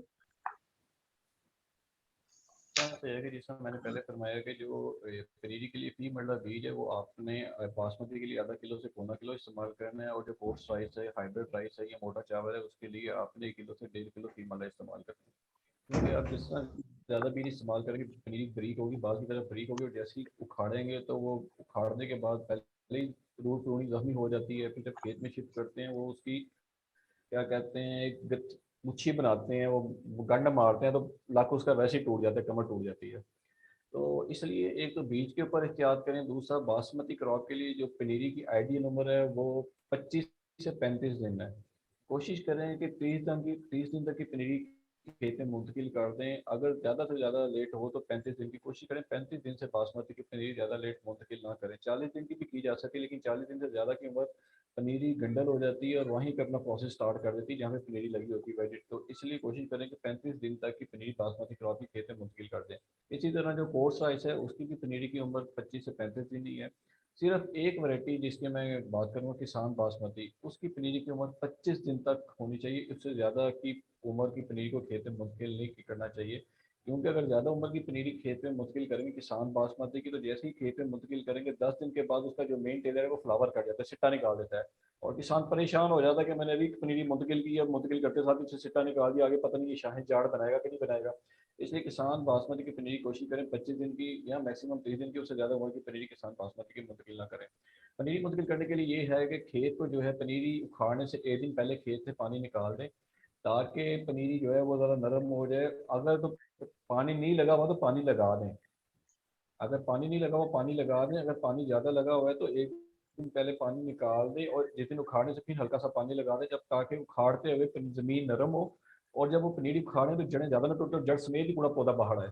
और पनीरी को फिर निकाल के उसकी जड़ों को धो के उसको सायादार जगह पे रखें, या कोशिश करें कि पानी के अंदर रखें, और साफ़ पानी से धोएं उसकी जड़ों को, गंदे पानी से ना धोएं, और फिर इस पनीरी को खेत में शिफ्ट करें, मुंतकिल करें। जी सर, बहुत शुक्रिया। जैसा कि मैंने अच्छा, प्रोग्राम के सॉरी, शुरू में बताया था इसमें कि जी सर। एक जी एक सर। बात ऐड करना चाहूँगा। कोशिश आजकल आपने देखा होगा कि जो पनीरी मुंतकिल करते हैं, स्पेशली जो मशीनी कास्ट की पनीरी होती है, जैसे ही खेत में जाती है पनीरी स्ट्रेस में आ जाती है, पनीरी पीली पड़ जाती है, और उसको तकरीबन 10 से 12 दिन लगते हैं उसको दोबारा सर्वाइव करने के लिए, दोबारा उसको अपने आप को बहाल करने के लिए। तो आजकल ऐसे भी जहर अवेलेबल है कि पनीर खाने से पहले 1 दिन पहले उसका स्प्रे किया जाए तो वो जो स्ट्रेस है वो ज़रा कम हो आता, ज़रूर है लेकिन कम हो जाता है। तो कोशिश करें वो भी स्प्रे कर लें, ताकि जब खेत में शिफ्ट हो तो मुंतकिल हो तो पनीर जो है उसको स्ट्रेस कम आए, वो कमज़ोर कम पड़े और जल्दी अपना प्रोसेस स्टार्ट कर दे। जी, बहुत जी सर, बहुत शुक्रिया। सर, प्रोग्राम के एंड पे मुझे एक छोटा सा क्वेश्चन भी याद आ गया, जैसे कि अब आजकल हमारे मौसमी हालात के बारे में बहुत तज़किरा हो रहा है कि ये जो हमारे मौसम में अचानक से चेंज आया है, गर्मी जो है वो वक्त से पहले आ गई है। तो जिस तरह ये दूसरी फसलों पे असरअंदाज हो रही है, कपास की काश्त के लिए ये मौजू वक्त था, उसके लिए मौसम जो है वो अच्छा था, लेकिन हमारी गंदम जो है उसकी हार्वेस्टिंग और उसकी जो है वो कटाई के लिए मौसम जो था वो मौजू नहीं था, उस पर गंदम की पैदावार पर काफी असर हुआ है। तो धान की फसल के लिए ये मौसम कैसा है, जो हम पनीरी काश्त करें तो उस as compare to last years अब जो है वो मौसम शायद ज्यादा गर्म हो, तो धान की फसल पे इस मौसमी तब्दीली का कोई खास असर होगा, या ये उसके लिए भी कपास की तरह मौजूद है?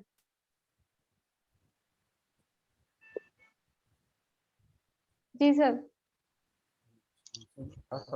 सुल्तान मेरा साहब से ख्याल क्वेश्चन नहीं, इकबाल साहब से क्वेश्चन। चले चलिए मुझसे कर ठीक। लें। जी, चलिए। अच्छा, हाँ शाह इसमें ये साहब आप बता दें। चलिए चलिए आप करें, आप करें, कर लें।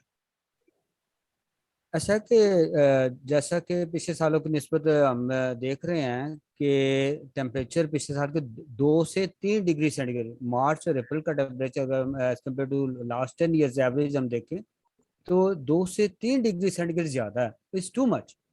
तो इसको टेम्परेचर को टैकल करने के लिए जब भी हम पनीरी काश्त करें अगर उस पर टेम्परेचर ज़्यादा है तो हमने उसको दूसरे तरीकों से कवर करने की कोशिश करी है कि पनीरी में पानी खुश्क ना होने दें। देखो जो ही जब टेम्परेचर ज़्यादा होगा तब ट्रांसपिरेशन ज़्यादा होगी और पानी जल्दी खुश्क हो जाएगा। तो उसको पानी का ध्यान रखें कि पानी पनीर में से खुश्क ना होने पाए। जो ही पानी खुश्क हुआ तो वो उसको जो है ना एडवर्स रिएक्ट उस पर आ जाएगा टेम्परेचर का। जी सर, बहुत शुक्रिया। जी, उसके अलावा कुछ हमारी वैरायटीज ऐसी हैं उसमें जरूरत है काम करने की कि हीट टॉलरेंट वैरायटीज हो। हीट टॉलरेंट जो है वो ना सिर्फ जर्मिनेशन के हवाले से भी इम्पोर्टेंट है बल्कि जो फ्लावरिंग होती है उस वक्त भी बहुत ज्यादा इसका इम्पैक्ट आता है। सॉरी, जिस तरह हमने देखा कि अगर अगर फ्लावरिंग के वक्त के ऊपर 37 डिग्री सेंटीग्रेड से टेम्परेचर ज्यादा हो जाए तो जो फ्लावर्स होते हैं उसमें सीड सेटिंग नहीं होती। क्यों? कि उसका पोलन जो है वायबल नहीं रहता, उसका स्टिग्मा भी रिसेप्टिव नहीं रहता, तो उसमें स्टिलिटी आ जाती है। इसी तरह से जो है ना आजकल ये बड़ा चूंकि टेम्परेचर बढ़ रहा है तो जो जर्मिनेशन है वहां पे भी ऐसी वैरायटीज का आना बड़ा जरूरी हो गया है जो कि टॉलरेंट हो, हीट को टॉलरेट कर सकें, क्योंकि टेम्परेचर अभी से 40 प्लस है इस वक्त। तो काले शाकों में इसमें तजर्बात हो रहे हैं। तो हम 2-3 वैरायटी ऐसी हैं जो हमने आइडेंटिफाई की है इस वक्त कि जो हीट टॉलरेंट है जर्मिनेशन पॉइंट ऑफ व्यू से। बहरहाल जो अवेलेबल वैरायटी है उनके अंदर ये हमारी जो है KS 133 है, हमारी जो है अपना AD9 है, हमारी H30 है एक वैरायटी, और जो हमारी चनाब बासमती है, ये वैरायटी ऐसी हैं जो कि हीट को टॉलरेट करती हैं। तो इस हवाले से मजीद काम करने की जरूरत है और इंशाल्लाह हम इसको देखते हैं। जी सर, बहुत शुक्रिया। ये काफी यूजफुल और काफी इंफॉर्मेटिव सेशन रहा है हमारे जो चावल के काश्तकार हैं उनके लिए भी और हम सबके लिए भी। हमारे जितने भी जूम के पार्टिसिपेंट्स हैं ये फेसबुक से जो हमें लाइव देख रहे हैं मैं उनसे रिक्वेस्ट करती हूँ अगर किसी का कोई क्वेश्चन है तो वो काइंडली क्वेश्चन करते हैं। लास्ट 5 मिनट से फिर हम अपना सेशन जो है उसको वाइंड अप करते हैं। जी सर, किसी का कोई क्वेश्चन है तो वो प्लीज कर सकते हैं।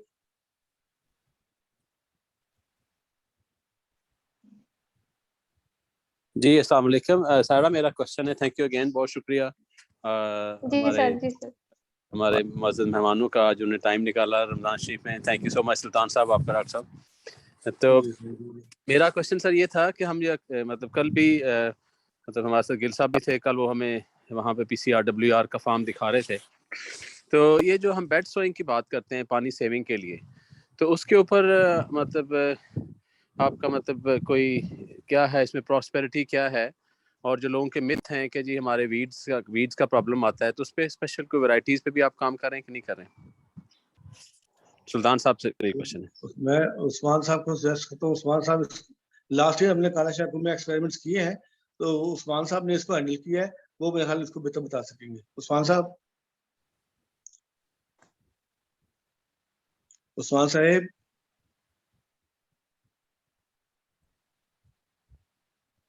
जी सर, उस्मान आपकी आवाज नहीं आ रही है। हाँ हाँ, उस्मान साहब को रिकमेंड कर रहा हूँ मैं, क्योंकि उन्होंने ये एक्सपेरिमेंट लास्ट ईयर किया है, तो उनके पास उसके एक्चुअल रिजल्ट्स मौजूद हैं, तो डिटेल में वो बता सकते हैं इसको। आप अब आ रही है? अब आ रही है आवाज? जी सर, आ रही है। आ रही है। आवाज आ रही है मेरी? जी जी आ रही है। अच्छा, इसमें इस तरह से खालिद साहब की पहली बात तो अगर सफिशिएंट वाटर आपके पास, पानी की अवेलेबिलिटी ज़्यादा है, तो फिर तो आप बेड्स के ऊपर या रिज के ऊपर सोइंग कर सकते हैं। नो डाउट रिज के ऊपर बेटर रिजल्ट हैं एज कम्पेयर टू बेड्स, क्योंकि बेड्स अगर आप बनाएंगे, बेड्स की डिफरेंट विड्थ्स हैं, डिफरेंट चौड़ाई है, मुख्तलिफ चौड़ाई है। 40 सेंटीमीटर वाइड भी बनाते हैं लोग, 30 सेंटीमीटर वाइड भी बनाते हैं लोग, 9 इंच 22.5 सेंटीमीटर वाइड बेड भी बनाते हैं। 9 अगर 22.5 सेंटीमीटर वाइड बनाएंगे तो उसके एक एक साइड के ऊपर आप यहाँ लाग करेंगे, आप उसका DSR करेंगे, लेकिन उसके अंदर ये है कि क्रॉप की सर्वाइवल के लिए आपको एक दफा ओवर फ्लड करना पड़ता है, आपको बेड्स के ऊपर से या रिज के ऊपर से पानी गुजारना पड़ता है for better establishment of crop की बेटर लिए। तो उसमें पानी की बचत बाद में होती है, लेकिन शुरू में आपको 6 इंच से ज्यादा पानी लगाना पड़ा होता है। हालांकि फ्लैट सोइंग में हम 3-1 इंच पानी रिकमेंड करते हैं। और एक तो इसमें शुरू में प्रॉब्लम है, बाहर यूट्यूब के अंदर और ये आजकल फार्मर बेड्स के ऊपर सोइंग कर रहे हैं, पानी लगा रहे हैं, तो उसमें जो आपकी बेड्स के जो 9 इंच या 30 सेंटीमीटर वाइड बेड्स है, उसके जो साइड वाले पौधे हैं राइट और लेफ्ट बैंक पे, वो तो बेहतर होते हैं क्योंकि पानी सीपेज से भी उन्हें मिल रहा होता है। जो दरमियान वाली रो होती है वो मर जाती है। इसलिए हम रिकमेंड करते हैं कि 9 जो इंच या 22-5 सेंटीमीटर वाइड वाला बेड वो बेहतर है, और रिज सोइंग ज्यादा बेहतर है कंपेयर टू बेड में। नो डाउट इसमें पैदावार भी अच्छी आती है, लेकिन इसके अंदर जो मेन थ्रेट है वो वीड्स का है। वीड्स बहुत ज्यादा उगती हैं इसके अंदर, क्योंकि पिछले कुछ दिनों से कुछ कंपनियों ने भी इस क्या कहते हैं एक्सपेरिमेंट को डेमोस्ट्रेट कर रहे थे, इस टेक्नोलॉजी को। इवन के गार्ड वाले डेमोस्ट्रेट कर रहे थे और अपना हाइब्रिड कर रहे थे। और मैंने जितने भी प्लॉट विजिट किए हैं उनके तो बड़े क्या कहते हैं रिजल्ट जो है वो देख के अफसोस ही कह सकते हैं कि बीड्स मैनेजमेंट नहीं हुई उनसे उसके ऊपर, क्योंकि कंडीशन ऊपर ड्राई होती है। और अगर आप स्प्रे भी कर लें तो स्प्रे के बावजूद उसको सैचुरेटेड कंडीशन चाहिए होती है, और आफ्टर स्प्रे एप्लीकेशन आपको तकरीबन पानी भी खड़ा करना पड़ता है, तो वो पॉसिबल नहीं है बेड्स के अंदर, रिज के अंदर। अगर आप छोटे पैमाने पे करना चाहें तो बहुत पे तो नॉट पॉसिबल, तो उससे बेहतर है कि आप मैकेनाइज्ड ट्रांसप्लांटिंग करें। Even you can also D S R कर सकते हैं आप। जी sir, thank you so much. जी सर, आपको कोई और क्वेश्चन है या किसी और पार्टिसिपेंट का कोई और क्वेश्चन है?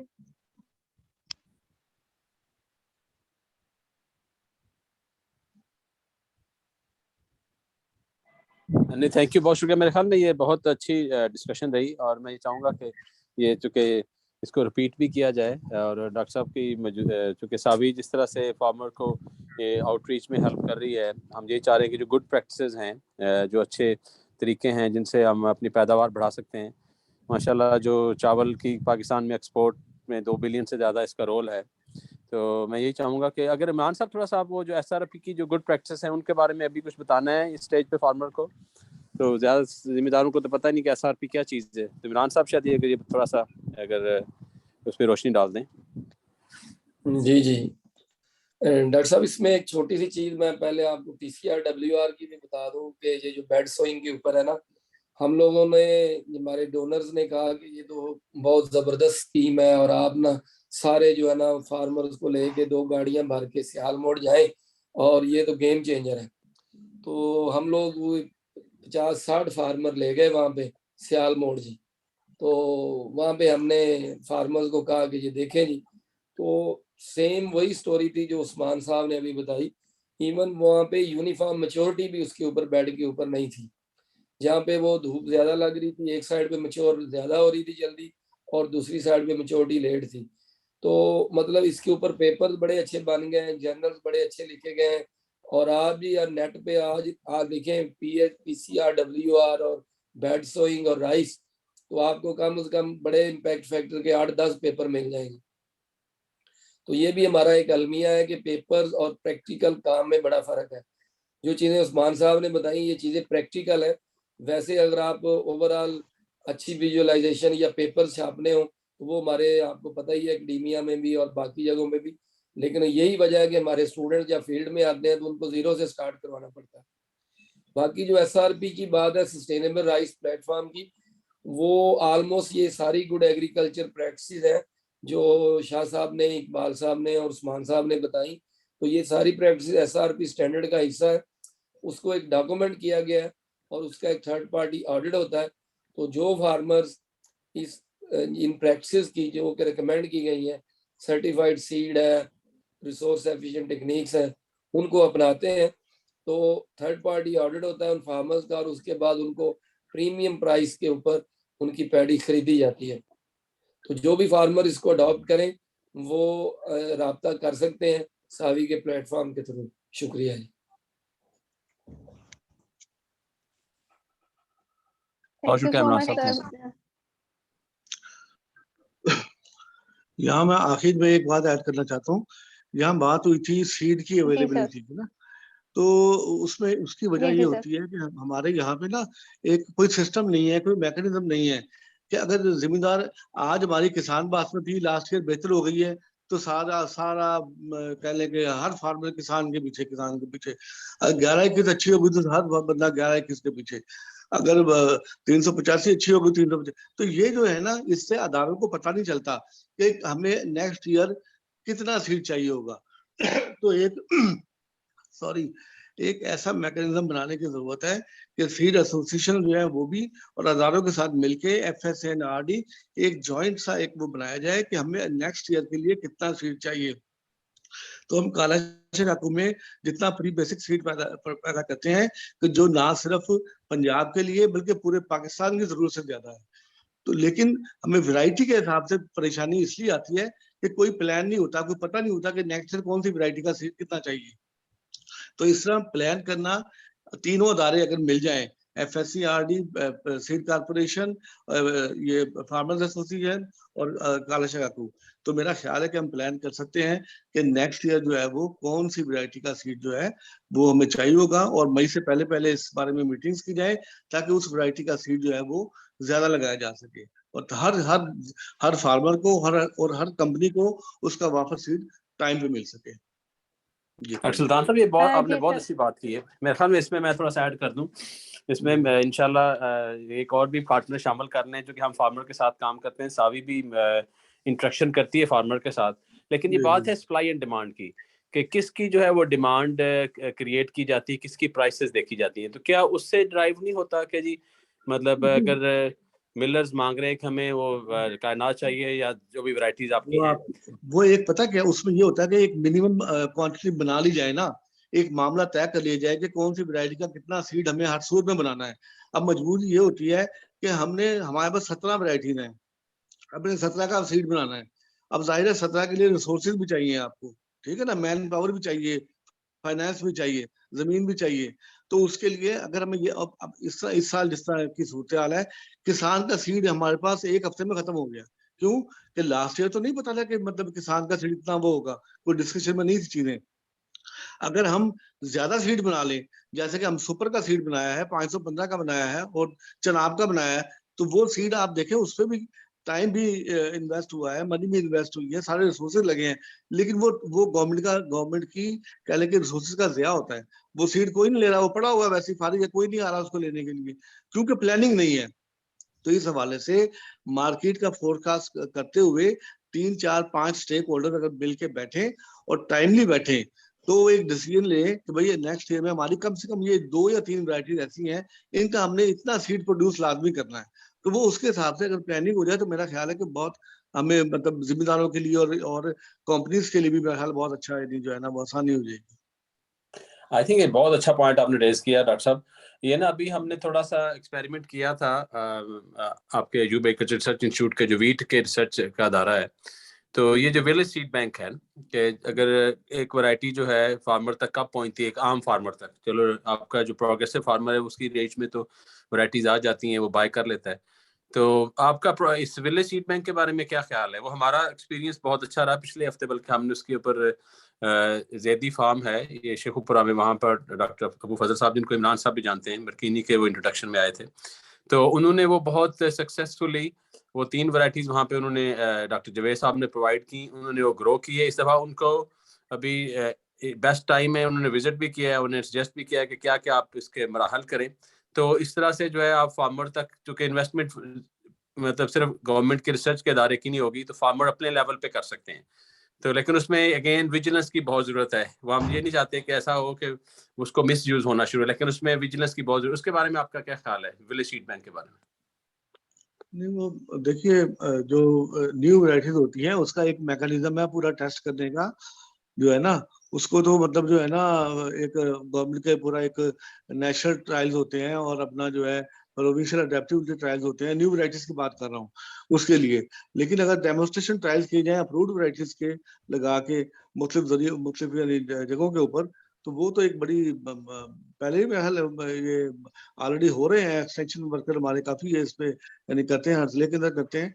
तो ये जरूरत तो है इसकी, ज्यादा से ज्यादा किए जाए, इसमें तो कोई दो राय नहीं है, मतलब इसके रिजल्ट बेहतर ही आएंगे। जी, आई एग्री विद यू। जी जी, आई थिंक बिल्कुल उसमें वो वही सर्टिफाइड सीड हो जो वैरायटीज टेस्ट हुई हैं, डेवलप हुई हैं, अप्रूव्ड हैं जी, वही हो। जी जी बिल्कुल, मैं कंप्लीटली एग्री करता हूँ। जी इमरान साहब बोलो। ऐड करना चाहूँगा। जी जी जी जी सर, इकबाल सर भी। मैं इस पर जो बात हो रही थी विलेज सीड बैंक की, ये बड़ा अच्छा कंसेप्ट जी है सर। और इसको मैं बहुत पहले इसको इम्प्लीमेंट हो जाना चाहिए था। देखिए ये बड़ा मुश्किल है फार्मर्स के लिए कि वो अपना पैसा और अपना रिसोर्सेज लेके जाए, सीड तलाश करे। एक तो है कि फार्मर्स के डोर स्टेप पे वो अवेलेबल हो तो जाए, वो तो उसका उसका उसमें पैसा भी इन्वॉल्व होता है और उसमें टाइम भी सर्व होता है। बाद का जाता है और चक्कर लगाता है, बाद पता चलता है नहीं वो वैरायटी तो खत्म हो गई, जो उसकी जो डिमांड है वो पूरी नहीं हो सकती, तो वो खाली हाथ वापस आ जाता है। इसलिए अगर हम इलाके के लिहाज से सीड बैंक एस्टेब्लिश करें तो ये बहुत अच्छा कंसेप्ट है और इसको प्रमोट करना चाहिए। इसमें यह है कि सिर्फ जो है ना उसमें जो हम लोकेशन या जिससे भी विलेज लेवल पे या तहसील लेवल पे हम अपना उसको देख लें कि इस इलाके की इस वैरायटी की रिक्वायरमेंट क्या है, तो उसी लिहाज से हम उसको वहीं पे प्रोड्यूस करें और वहीं पे डिस्ट्रीब्यूट करें। वो इजी होगा, उसकी डिस्ट्रीब्यूशन भी इजी होगी, फार्मर्स भी इजी रहेगा और गवर्नमेंट के भी चेक में रहेगा, या जितनी इसमें इन्वॉल्व होंगी स्टेक होल्डर्स या एजेंसीज इन्वॉल्व होंगी, उसको भी पता होगा कि ये हमने इस इलाके में ये फलाम वैरायटी का सीड सर्टिफाइड सीड प्रोवाइड किया है और इसमें बाई बैक कर सकते हैं। देखिए ना, जो परचेजर है उसकी भी तो ये रिक्वायरमेंट है कि उसको टू टाइप जो वैरायटी को चाह रहा है वही मिले, मिक्सिंग ना हो। तो ये बड़ा अच्छा कंसेप्ट है। अगर हम इसको ना सिर्फ वीट में, राइस में भी ये इम्प्लीमेंट किया जा सकता है। ये गुड कंसेप्ट, मैं इसके फेवर में हूँ और इसकी तरफ आना चाहिए। साथ तमाम जो स्टेक होल्डर हैं, सीड एसोसिएशन, फार्मर्स एसोसिएशन और जो सीड प्रोड्यूसिंग एजेंसीज हैं, कालिशा काकू है, राइस इंस्टीट्यूट या इवन पंजाब सीड कॉर्पोरेशन, वो सारे इसको टेक ओवर करें और इसको लोकल लेवल पे लेके आए। ये फार्मर्स के लिए एक अच्छा स्टेप होगा। डॉक्टर इकबाल साहब बहुत शुक्रिया, ये आपने बहुत इंशाल्लाह इस पे जो है ना सावी जो है इंशाल्लाह कला शाखा को और आपके साथ मिलके डिस्कशन करना चाहिए, क्योंकि हमारे साथ फार्मर्स लिंक हैं, मतलब इसमें 6-7 लाख फार्मर हैं। तो हम देख रहे हैं कि राइस वालों को भी इंशाल्लाह जो है फोकस करके जो है ना वो इन्फॉर्मेशन दे, क्योंकि अब हर एक के पास ये डिजिटल गैजेट है, मोबाइल फोन। तो हम ये चाह रहे थे कि हमारी यही कोशिश है कि हम जो अच्छी प्रैक्टिस है और साइंटिफिक प्रैक्टिस है, कोई मैल प्रैक्टिस ना हो। तो सावी का जो बेसिक जो प्रिंसिपल था कि हम अनबायस्ड रह के वो गुड प्रैक्टिस को प्रमोट करें, तो I think this would be fantastic. और इस तरह से हम आपका बर्डन भी शेयर करेंगे, आपके साथ मिलकर काम भी करेंगे, और इंशाल्लाह जो है हमारी टीम आपके साथ रब्ता करके जो है गिल साहब और इंशाल्लाह मीटिंग भी कर लेते हैं। तो इसके लिए जरूर जो है प्लान किया जाए। अब नेक्स्ट सीजन के लिए हो सकता है, इस सीजन के लिए तो ऑलमोस्ट चीजें निकल गई हाथ से, लेकिन एटलीस्ट नेक्स्ट सीजन के लिए। लेकिन अगर अभी भी मतलब आप लोगों के पास ऐसे सीड अवेलेबल है तो हम कुछ एरियाज को चूज कर सकते हैं जो वहाँ पे जो बड़े फार्मर्स हैं, जो प्रोग्रेसिव फार्मर हैं, तो उसको इस तरफ लेके जा सकते हैं। Again thank you so much. Over to you सारा, सॉरी मैंने आपका टाइम ले लिया। नहीं sir, thank you so much, काफी फ्रूटफुल डिस्कशन रही है। जी सर, काफी टाइम ऊपर हो गया हमारे एक्सपर्ट्स का भी। सर मैं सुल्तान शाह साहब के एंड पे कमेंट्स लेना चाहूंगी, क्योंकि सर ने अपनी बात कंप्लीट कर दी, तो सर अपने कमेंट्स दे दें।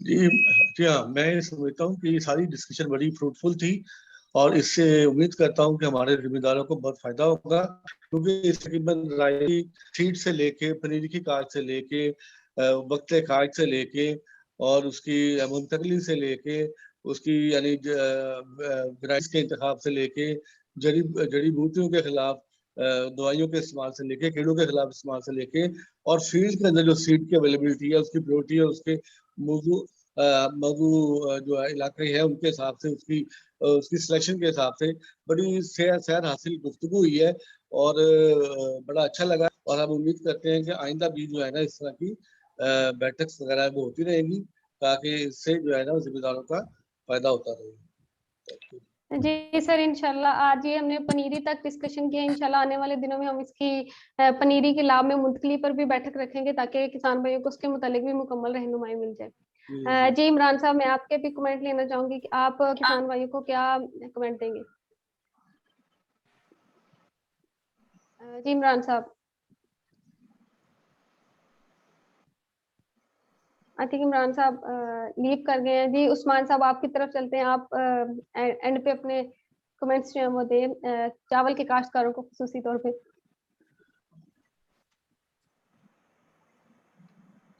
जी किसान भाइयों को चल ठीक है। किसान भाइयों को बस यही है कि जो इनको इस टाइम रिकमेंडेशन बताई गई है, जो सिफारिशात बताई पे इस पर अमल करें और कोशिश करें कि जो ममनुआ काश्त है, ममनुआ किसान है जिसको जिस तरह आजकल सोशल मीडिया पे चल रहे हैं, उसको हरगिज़ काश्त ना करें और जो रिकमेंडेड वैरायटीज़ हैं जो कि रजिस्टर्ड वैरायटी सिर्फ उसी को काश्त करें और कोशिश करें कि बासमती जो एरिया है हमारा कलर वहाँ पे बासमती ही क्रॉप को लगाएं और ना कि कोर्स और दूसरी वैरायटीज़ को लगाएं। जी बहुत शुक्रिया। बहुत शुक्रिया सर। जी इकबाल साहब। मैं आखिर पे ये कहना चाहूँगा कि देखिए मेरा एक्सपीरियंस ये है कि जब भी किसान की ख्वाहिश होती है कि जब भी मैं राइस रिसर्च इंस्टीट्यूट खालसा को विजिट करूँ तो मुझे कोई नई चीज़ मिले, और ये नहीं कि अपना मतलब थोड़ी सी मिले, मुझे टोकरा भर के मिले। मेरी ये सुजेशन है अपने किसान भाइयों को कि जब भी कोई नई चीज़ आप ट्राई करें उसको छोटे पैमाने पे करें। मैं इवन अपने जितने मेरे क्लाइंट्स हैं, जितने मेरे अपना तहबाब में जिम्मेदार हैं, काश्तकार हैं, भाई हैं, और उनको मैं यही रिकमेंड करता हूँ कि भाई थोड़े से एरिया पे अपनी नई चीज़, नई वैरायटी जो भी आती है उसको टेस्ट करो और उसकी जब उसको सक्सेस स्टोरी जो उसको आप मल्टीप्लाई कर लो। और किसान की ख्वाहिश होती है भाई ओ जी शाह साहब मनु ना बस मन भी मनु दे दो, हालांकि शाह साहब को 10 किलो भी ना हो तो कहते मन मानो दे दो। तो ये थोड़ी सी है कि उसके मेरा मशवरा ये है कि थोड़े से एरिया पे वो ट्राई करे, उसकी सक्सेस स्टोरी भी आगे फर्दर। हर वैरायटी हर इलाके में कामयाब नहीं होती। अब जो नई वैरायटीज आ रही है ना वो अपनी जगह आहिस्ता आहिस्ता अपनी जगह में आएंगी। ये मेरा किसान के लिए पैगाम है कि वो ठीक है नई वैरायटी ट्राई करे लेकिन थोड़े पैमाने पे, ताकि उसकी सक्सेस स्टोरी से उसको आगे मिल जाए। Okay, thank you very much. साबित का बहुत शुक्रिया कि इसने मौका दिया कि हमने एक प्लेटफॉर्म पे किसान भाई को अपनी कहना निकाल सके। ओके थैंक यू, बहुत शुक्रिया सर। जी सारा एक सेकंड मैं फिर आपसे माज़रत के साथ मैं ना ये अपना डॉक्टर सुल्तान साहब से पूछूंगा, शायद उन्हें शुरू में बता दिया इस साल कितना टारगेट है, कितने एरिया पे जैसे मुझे पता है कॉटन में तो गवर्नमेंट ने टारगेट दिया है, तो राइस पे कोई टारगेट आप लोगों ने प्लान किया है? और जो कुछ नए एरियाज हैं जहाँ पर राइस चली गई है, रहीम यार खान है या मेलसी है, तो उन इलाकों के बारे में आपकी क्या राय है वहाँ के फार्मर्स की? देखिए 2020 में 46 लाख का कहते थे कि 46 लाख का टारगेट हमने किया था 46 लाख हेक्टेयर पे, तो वो चला गया तकरीबन 59 लाख एकड़ के ऊपर। फिर जब 2021 में हम आया था कि जी 60 का हुआ तो वो 63 पे चला गया। अब वो ये है कि प्लान गवर्नमेंट तो कहती है कि जी 60 लाख एकड़ जो है ना वो रकबा जो है ना वो काफी है मतलब राइस के हवाले से, ताकि बाकी क्रॉप्स को भी अपना जो है ना पूरा मौका मिल सके और उनकी भी उतनी ही अफादियत है, उतनी ही जरूरत है पाकिस्तान की इकोनॉमी में किरदार अदा करने के लिए। तो ये है कि राइस चूंकि एक इस वक्त बड़ी नगद आमद फसल है, बहुत ज्यादा इसमें कह लें कि किसान को फायदा नजर आ रहा है, तो इस वजह से इसका जो एरिया है वो साउथ साइड से जो है ना इवन रहीम यार खान और इससे आगे साइड में बहुत ज्यादा यानी फैल गया है। और तो उसमें यही है कि हमारा एक रीजनल अदारा है राइस स्टेशन बाबरनगर, तो साउथ वाले जो लोग हैं उनको चाहिए कि वो हमारे वहाँ पे डाटा इजाज साहब हैं उनके साथ राब्ते में रहें, और वहाँ पे जो क्योंकि वहाँ की बीमारियां, वहाँ का एनवायरनमेंट डिफरेंट है हमारे इस कॉलर टैक्स से, तो वहाँ के हिसाब से जो भी कुछ उनको कोई इशूज आते हैं, कोई प्रॉब्लम आती है, तो वहाँ पे जो मुतलका अदारे के इंचार्ज डाटा इजाज साहब वो उनके साथ राब्ते में रहें ताकि मौके पे उनको कोई इशू आता है, कोई प्रॉब्लम आता है उसको हल किया जा सके। बाकी मेन अदारा काला तो हर वक्त मौजूद ही है खिदमत के लिए, हर वक्त हर जगह हर कहीं, तो हम तो हर तरह से हाजिर हैं। डॉक्टर साहब सिंध में भी अदारा है जो राइस को सपोर्ट करता है? सिंध में भी डोकरी के अंदर राइस सर्च इंस्टीट्यूट डोकरी है जी, डोकरी। तो वो भी 1927 में एस्टेब्लिश हुआ था, काला काकू 1926 में एस्टेब्लिश हुआ था, डोकरी 1927 में एस्टेब्लिश हुआ था। जबरदस्त। तो मेरे ख्याल में नेक्स्ट बैठक में जो है ना वहां से भी कुलीग्स को लेके आते हैं, डॉक्टर इजाज साहब को भी, क्योंकि साउथ में आपका और सिंध में जो है जो राइस उसकी थोड़ी सी और मैकेनिज्म है, तो उस पर भी डिस्कशन होगी। तो अगेन बहुत शुक्रिया।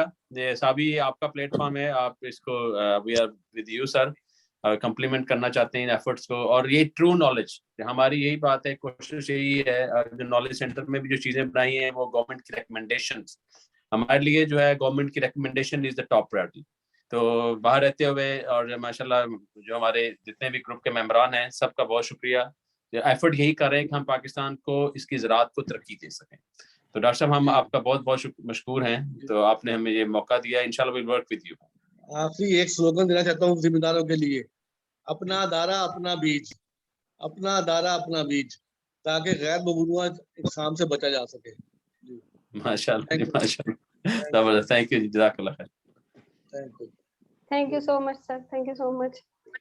जी सर, सर खालिद ने माशाल्लाह काफी अच्छी एंडिंग कर दी है। मैं अब यही कहूंगी कि इंशाल्लाह हम अगली बैठक में नए टॉपिक के साथ और नए मौजू के साथ मिलेंगे। हमारे फेसबुक पे लाइव जो देख रहे हैं हमें, या यहाँ पे जो मेंबर्स हैं उनको अगर कोई क्वेश्चन है जिसका आंसर नहीं दिया गया तो वो हमें नंबर पे भी मैसेज कर सकते हैं, या वो हमें फेसबुक पे कमेंट सेक्शन में भी बता सकते हैं। तो इसी के साथ नाज़रीन अपनी मेजबान सायरा सईद को इजाजत दीजिए। इंशाल्लाह अगले हफ्ते इसी टाइम नए टॉपिक और नए मौजू नए मेहमानों के साथ हाजिर होंगे। अल्लाह हाफिज। Thank you. ये हमारे एग्जिस्टिंग मेहमान भी हो सकते हैं सारा, ठीक है। जी सर, इंशाल्लाह। थैंक यू डॉक्टर साहब, बहुत शुक्रिया जी, मेहरबानी।